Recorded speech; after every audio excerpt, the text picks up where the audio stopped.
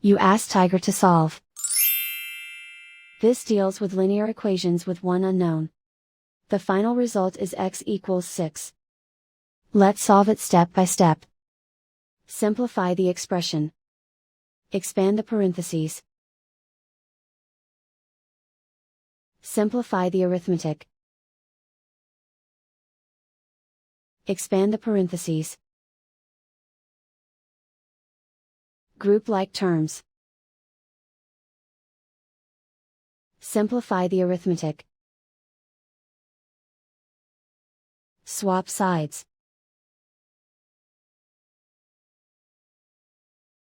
Group all constants on the right side of the equation. Add 4 to both sides. Simplify the arithmetic.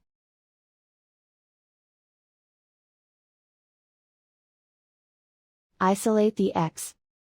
Divide both sides by 2. Simplify the fraction. Find the greatest common factor of the numerator and denominator.